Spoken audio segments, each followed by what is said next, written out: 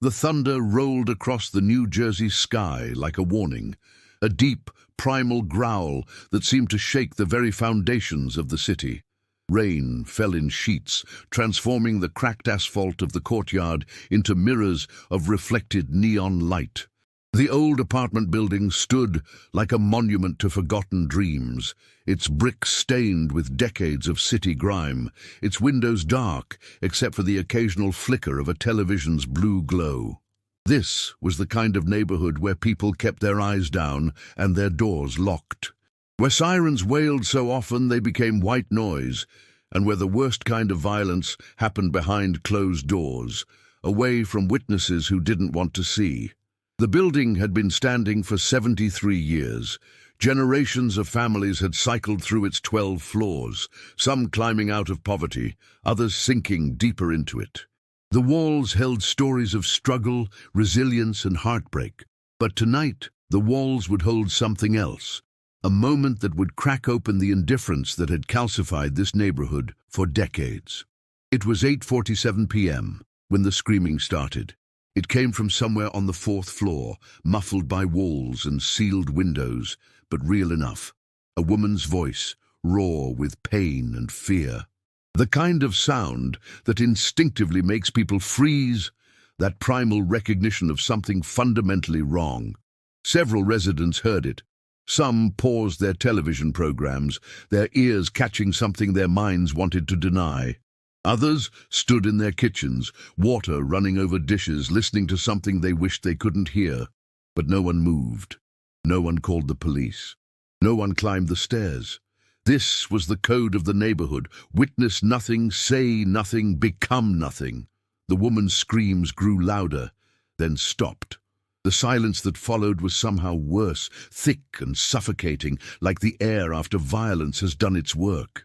Thunder crashed again, louder this time, and the rain intensified, as if the sky itself was responding to the darkness happening below. In the courtyard, separated from the building by a chain-link fence, 3 men stood smoking under the awning of a closed laundromat. They'd heard the screams, too. Their expressions were locked in that familiar mask of willful ignorance. Eyes fixed on the middle distance, jaws clenched, shoulders hunched against the rain and against any feeling that might require action. One of them, a man named Marcus, who worked at the postal office during the day, actually took a step toward the building's entrance.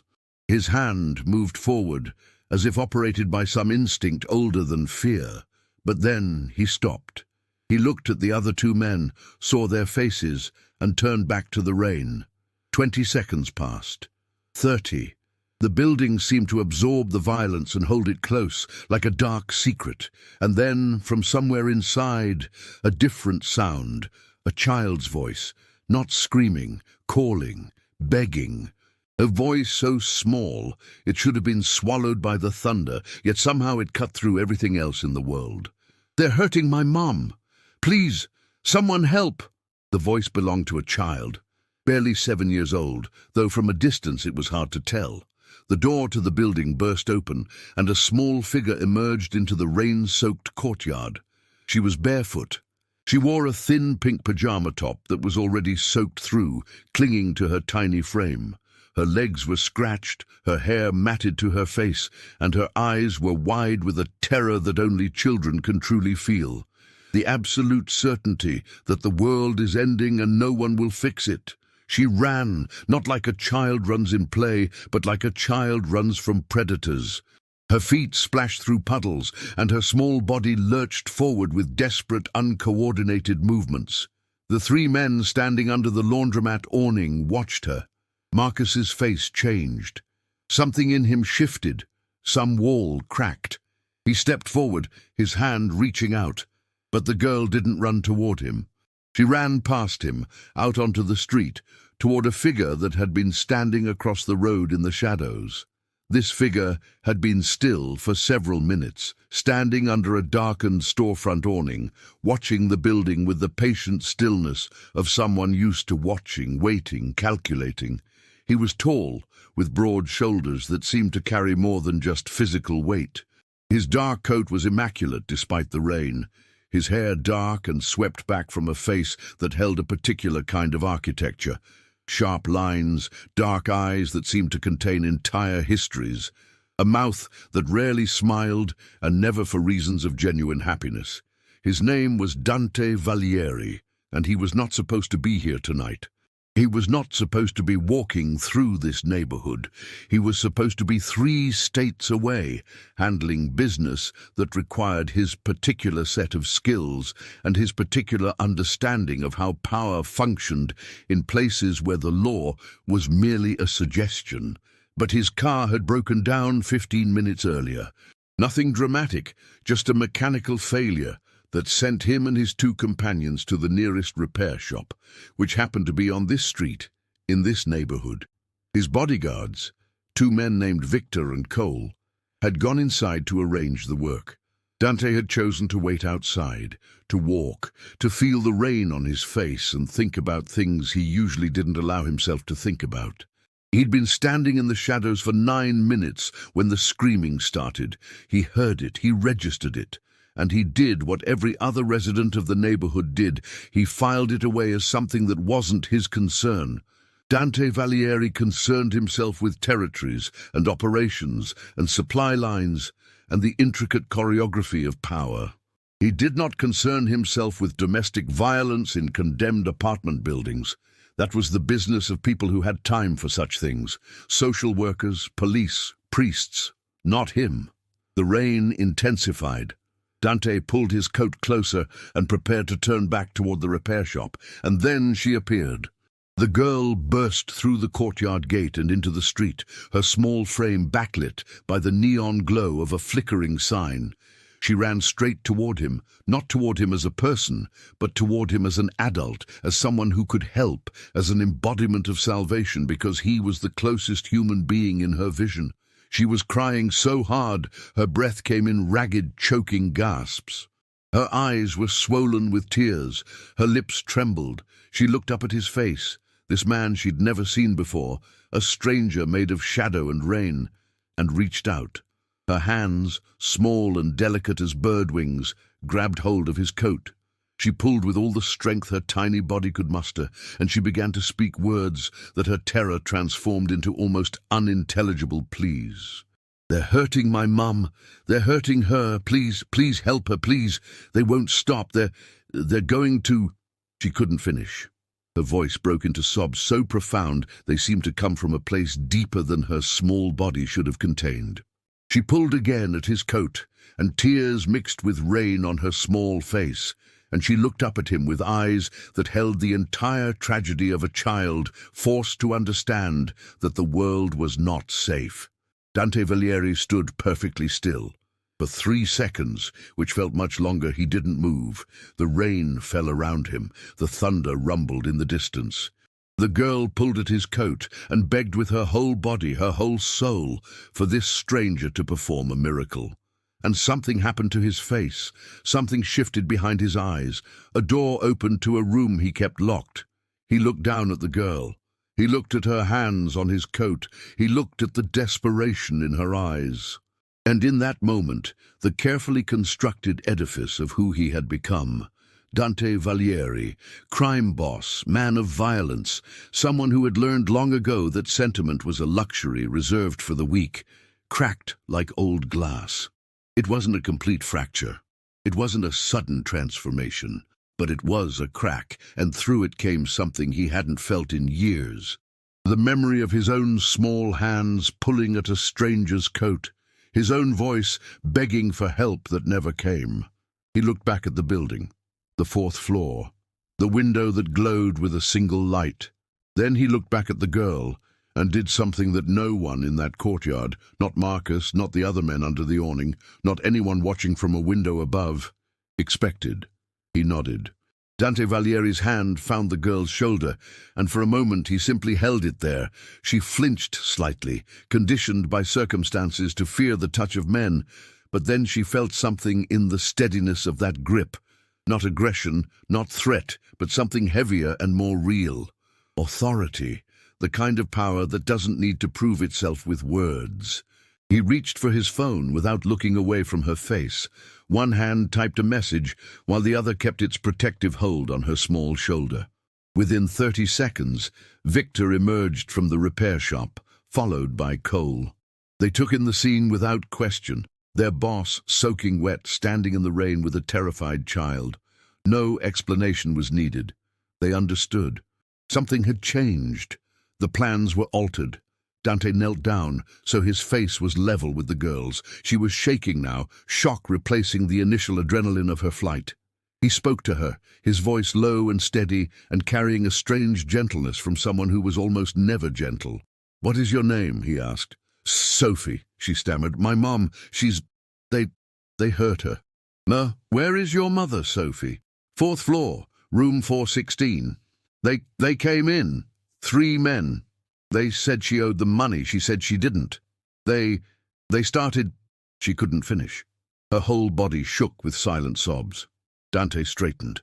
He looked at Victor and Cole with an expression that communicated everything they needed to know. Then he turned to Sophie and spoke with absolute certainty. "No one is going to hurt your mother anymore. Do you understand? No one." He stood and walked toward the building's entrance. Victor and Cole flanked him without discussion. Sophie, still trembling, reached out and grabbed the edge of his coat.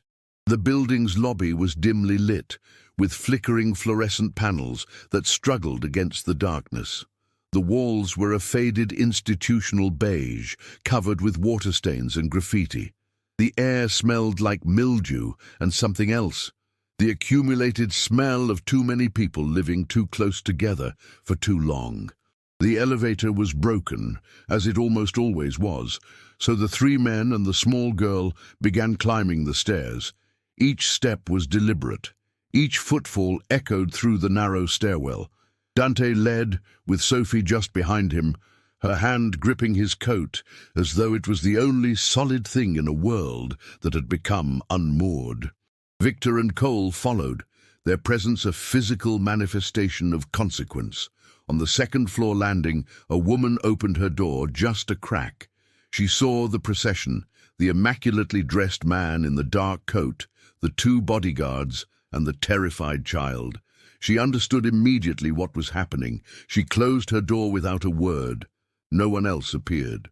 The building had a way of becoming invisible to itself when violence was imminent. A collective holding of breath, a communal pretense that this wasn't actually happening. By the time they reached the 4th floor, Sophie's hand was so tight on Dante's coat that her fingers had gone white. From somewhere behind the door marked 416, they could hear sounds, male voices, some kind of commotion. Something breaking. A woman's voice, defiant despite obvious pain. Dante stopped at the door. He took a breath. And then something extraordinary happened. His entire demeanor changed. The carefully controlled man who had spoken gently to Sophie seemed to step aside. In his place came something else entirely. His shoulders seemed to broaden. His face went completely still and empty, like a mask. His eyes became bottomless. This was the Dante Vallieri that the city knew. This was the man that other men feared. He looked down at Sophie. "Go to the apartment across the hall," he said quietly. "There is a woman there who will take care of you. Do not look back. Do not listen, understand?" Sophie nodded, unable to speak. Cole reached down and gently took Sophie's hand. She released her grip on Dante's coat and allowed herself to be led across the hall, where a woman opened her door and pulled Sophie inside, closing the door softly behind her. Then Dante raised his foot and kicked the apartment door with a force that shattered it from its hinges. The door flew open and crashed against the wall inside with a sound like a gunshot. The scene inside was chaotic. Overturned furniture, books scattered across the floor. A woman, Sophie's mother, was pressed against the far wall, her face bruised, her lips split, her left eye beginning to swell. She wore a work uniform from a hospital. It was torn and marked with blood. There were 3 men in the apartment. All of them were larger than average. All of them had the hardened look of people who made their living through intimidation. They spun around at the sound of the door exploding inward. For a moment, They didn't seem to understand what they were seeing. A tall man in an expensive dark coat, soaking wet from the rain, walking into their operation with a calm that suggested he was entering his own home. Behind him, two other men who moved with the precise coordination of people trained for violence. One of the three perpetrators reached for something, a gun probably, or a knife. The details of what happened next were compressed into the space of 3 seconds and happened so quickly that anyone describing it later would struggle to articulate the sequence of events. Dante moved like something choreographed by physics. Victor and Cole moved simultaneously, their movements a mirror of Dante's. There was a sound, wet and final. A man fell.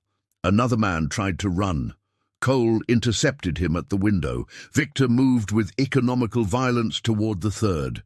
Sophie's mother watched from her corner, too shocked to make sense of what she was seeing. The violence, if it could even be called that, lasted perhaps 20 seconds. When it was finished, the 3 men were on the ground. They weren't unconscious. They were definitely not dead. But they were incapacitated, broken in the specific, efficient way that Dante's people broke things when they were making a point. Dante turned to look at Sophie's mother. He moved toward her slowly, giving her time to understand that he was not a threat. She flinched anyway, reflexively, but she didn't run. "I am not going to hurt you," he said. His voice was different now. The gentleness was back, modulated carefully. "What is your name?" "Angela," she managed. Please don't." "Angela, I am Dante. I came because your daughter asked for help." She showed tremendous courage. Angela's eyes filled with tears. She looked at this man, this stranger who had just committed brutal violence on her behalf, and she didn't know what to feel. Dante looked at the 3 men on the ground, then he looked back at Angela. "Who are they? Why are they here?" Angela's words came out in a rush, disjointed, fragmented, but coherent enough. She was in debt to local loan sharks. She'd borrowed money months ago to pay medical bills. She'd been making payments, but the interest kept growing. When she fell behind by a week, they came. They came to collect by any means necessary. Dante listened to the entire account without interrupting. When she finished, he stepped back toward the door, where Victor was already on his phone, making calls to people who would clean up this situation and make it disappear. "You will no longer owe them anything," Dante said to Angela, "and they will never return. This, I promise you." He reached into his coat and pulled out a business card. There was nothing on it except a phone number. He placed it on the overturned table. "If they return, if anyone bothers you or Sophie again, you call this number, understood?" Angela nodded, unable to comprehend what was happening, but understanding that something fundamental had just shifted in her reality. Dante walked to the door, then paused. He turned back. "Your daughter is very brave," he said. "That kind of courage is rare. Never let her lose it." Then he was gone. In the week that followed, life in the building seemed to shift on its axis. The men who had come to collect from Angela disappeared entirely, not just from the neighborhood, but from the city. Word spread through the underground economy like a stain spreading through water. There was a man whose reputation preceded him through decades of careful construction, who had intervened. And that intervention carried a message clear enough to reshape the behavior of people who dealt in extortion and violence. But the most significant change happened in the mind of a 7-year-old girl named Sophie. She stopped having nightmares on the 3rd night. Not because the trauma disappeared, trauma doesn't work that quickly, but because something had been restored to her that she didn't know she'd lost, the belief that there was help available in the world, that not every adult would look away, that sometimes, even if only sometimes, the universe bent toward protection. She asked about Dante constantly. Her mother, who understood better than anyone what he was and what the intervention had cost him morally, tried to explain that he was not a good man exactly, but a complicated man who had done something good. Sophie didn't quite understand the distinction, but she understood the feeling. This person had been there when she needed him. That was enough. Dante, for his part, tried to put the incident behind him. He returned to his operations and his territories and the endless work of managing an empire built on other people's desperation. He had meetings with people who reported to him. He made decisions that affected hundreds of lives. He moved through the city like a piece on a chessboard that belonged to an entirely different game than the rest of the pieces. But something had been dislodged in him. On a Tuesday evening, 2 weeks after the incident, Dante found himself driving through the neighborhood again. There was no reason for him to be there. His car was fixed. His business didn't require his presence anywhere near that apartment building, but he drove through anyway, slowly, watching. He saw children playing in the courtyard despite the cold. He saw people on their stoops, talking to each other without the constant fear that usually characterized such gatherings. He saw Sophie, wearing a proper coat this time, no longer barefoot, sitting on the front steps with her mother. Sophie was laughing at something her mother had said. Dante watched the scene for perhaps 45 seconds. Then he drove on. That night, alone in his penthouse apartment that looked out over the city like a command center, Dante sat in the dark and remembered things he usually didn't allow himself to remember. He remembered being small. He remembered a voice, his mother's voice, screaming for help in a building not unlike the one on that rainy night. He remembered being 7 years old, pulling at strangers' coats, begging. He remembered the blank faces, the indifference, the absolute total absence of help. He remembered what that felt like. He remembered learning the lesson that night. No one was coming. No one cared. The world was a place where the strong consumed the weak, and mercy was a story told to children before they learned the truth. He had structured his entire adult life around that lesson. He had become strong. He had become feared. He had become the kind of man that you didn't look away from, because if you looked away from him, you might disappear. He had built an empire on the principle that power was the only language that mattered, and then a 7-year-old girl had pulled at his coat, and something in that equation had shifted. Dante sat in the dark for a long time, watching the city lights, and he realized something that frightened him more than he'd been frightened in decades. He wasn't entirely sure who he was anymore. The man he had been would not have stopped for that girl. The man he had been would not have called that intervention mercy. He would have called it weakness. But the man he was now, that was a question that didn't have an answer yet. 3 months later, Sophie was in the 2nd grade at a public school 12 blocks from the apartment building. She had learned to read better. She had learned to make friends. She had learned, slowly and with the gentle help of a school counselor, that what had happened to her mother wasn't her fault. These were normal developments for a 7-year-old whose life had just narrowly avoided becoming a tragedy. She also still thought about Dante.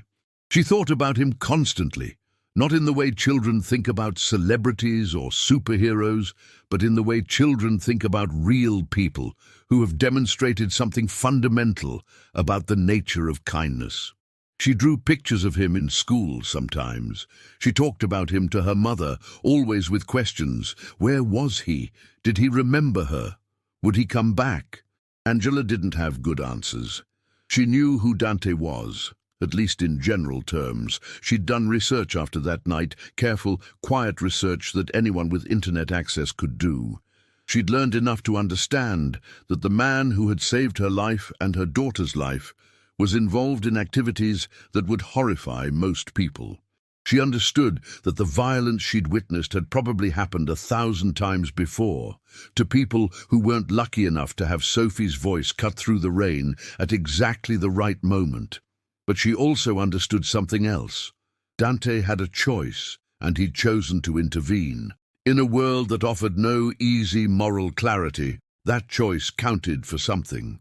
It was on a Tuesday, 6 months after the rain and the screaming and the night everything changed, that something unexpected happened. Sophie was walking home from school with her mother. They were cutting through the neighborhood, a route they'd learned to take because it saved time, and because, in the months since that night, the area had become fractionally safer. There was less overt crime.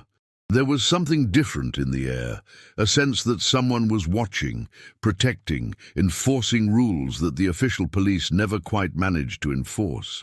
As they walked past a small park, Sophie saw him. He was standing alone, watching children play on the grass. He wore a dark coat despite the warm spring weather. He looked older than Sophie remembered, or perhaps he just looked tired. He stood with the careful stillness of someone used to controlling every emotion, every gesture. Sophie stopped walking.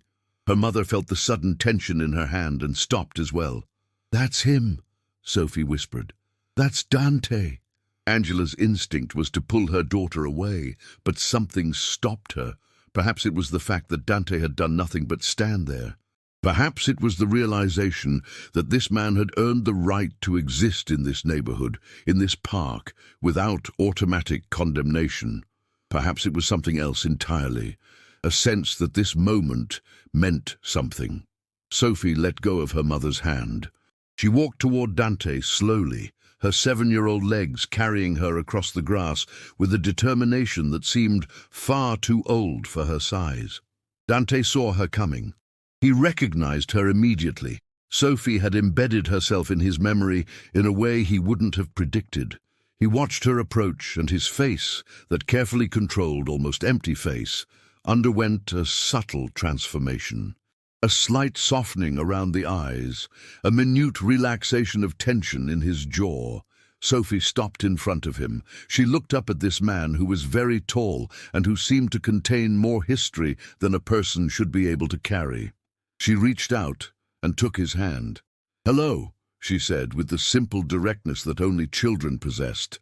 Dante looked down at her small hand in his much larger one. He looked at her face, the face of a child who was learning to be happy again. He looked at this moment, this intersection of his world and her world, and he understood something fundamental, the ghosts that haunted him.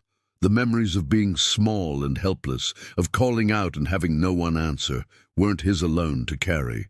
The world was full of people still calling out.